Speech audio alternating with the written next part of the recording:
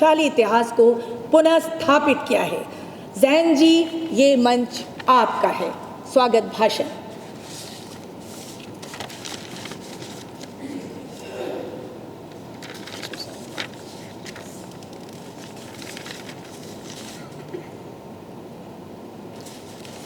माननीय राज्यपाल महोदय श्री आरिफ मोहम्मद खान जी, माननीय डॉक्टर श्री सीपी ठाकुर जी, माननीय बिहार विधानसभा के अध्यक्ष श्री नंद किशोर यादव जी, अतिथिगण, मेरे माता पिता, मेरे शुभचिंतक, मेरे साथी और बिहार की उस मिट्टी से जुड़े हर एक नागरिक को मेरा सादर प्रणाम।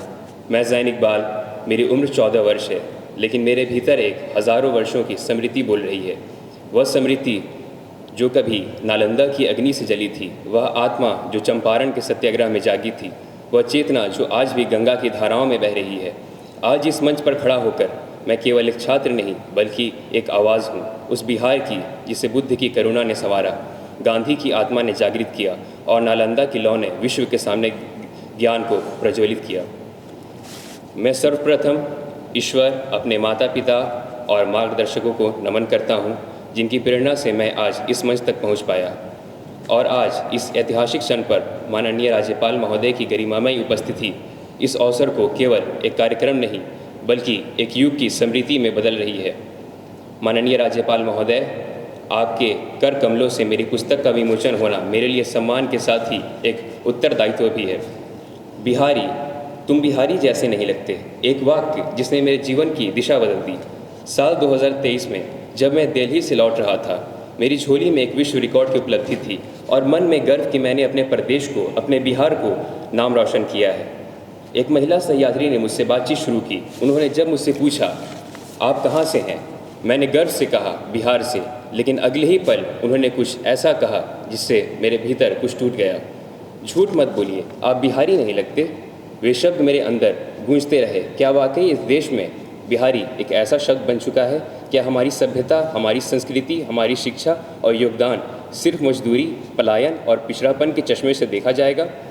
उसी क्षण मैंने ठान लिया कि मैं इस सोच को बदलूंगा और बिहार की उस छवि को सामने लाऊंगा, उस इतिहास को जो कभी इतिहास में दर्ज था लेकिन समाज ने भुला दिया। जब मैं छोटा था तो किताबों में पढ़ता था इतिहास राजा रानियों के कहानियों का संग्रह है, लेकिन जब मैं खुद बिहार को पढ़ना शुरू किया तब मुझे एहसास हुआ कि बिहार सिर्फ भूमि नहीं, यह विचार और परंपरा नहीं, परिवर्तन की भूमि है।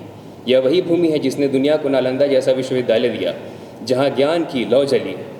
और जब पूरी दुनिया अंधकार में थी तब चीन, कोरिया, तिब्बत से लोग यहाँ पैदल चलकर सीखने आया करते थे। जिस ग्लोबलाइजेशन की आज हम बात कर रहे हैं उसे बिहार ने 5वीं शताब्दी में ही पा लिया था। मेरी पुस्तक beyond stereotypes the true legacy of Bihar सिर्फ शब्दों का संग्रह नहीं, ये उस चेतना का संकल्प है जो बिहार में धड़कती है। इसमें मैंने लिखा है हमारा इतिहास, हमारी संस्कृति, हमारी शिक्षा व्यवस्था का विकास, हमारा स्वतंत्रता संग्राम, हमारी अर्थव्यवस्था और समकालीन बिहार की सच्चाई। मैं चाहता था कि बिहार के लोग सिर्फ पलायन और राजनीति के चश्मे से ना देखें, बल्कि उसे रगों में बहते संघर्ष, परिश्रम और साहस से पहचानें। आज एक सवाल बार बार पूछा जाता है कि उसकी खोई हुई गरिमा कौन लौटाएगा। मैं कहता हूँ, हम करेंगे, हम युवा करेंगे, हमें करना होगा एक बिहारी के तौर पर। और मैं और मेरे जैसे लाखों बच्चे जो आज पढ़ रहे हैं कल इतिहास लिखेंगे। यह मेरे लिए किताब लिखना एक उपलब्धि के साथ साथ एक जिम्मेदारी भी है। जिम्मेदारी उस किसान के लिए जो ज्ञान का भूखा है, उस छात्र के लिए जो MIT का सपना देखता है, उस महिला के लिए जो मिथिला में चित्रकला में अपनी पहचान रच रही है, उस मजदूर के लिए जो दिल्ली की ईंटों में बिहार की ईमानदारी भरता है। आज मैं कहना चाहता हूँ कि मैं एक प्रतिनिधि के तौर पे उस नई पीढ़ी का जो बिहार को नए शब्दों में, नई दृष्टि और नए सम्मान के तौर पर दुनिया के सामने प्रस्तुत करना चाहती है।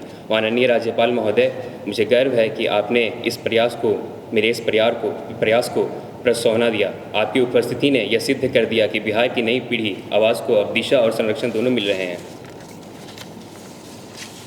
मैं आप सबसे वादा चाहता हूँ कि हम बिहार को दोबारा ज्ञान, सम्मान और संस्कृति की राजधानी बनाएंगे, कि हम बिहारी शब्द को गर्व से बोलेंगे। जैसे जापानी कहते हैं समुराई, जैसे अमेरिकी कहते हैं ड्रीमर, वैसे ही हम कहेंगे yes I am Bihari, I am legacy.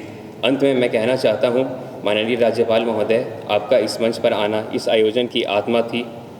आपके कर कमलों से हुआ यह विमोचन एक संदेश है पूरे बिहार के लिए। जब युवा सोच, ऐतिहासिक दृष्टि और नेतृत्व का संरक्षण एक मंच पर मिलते हैं तब नई शुरुआत होती है।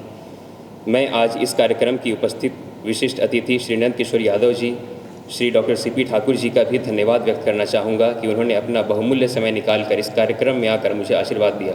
जय हिंद, जय बिहार। आप सभी का हृदय से धन्यवाद। तालियों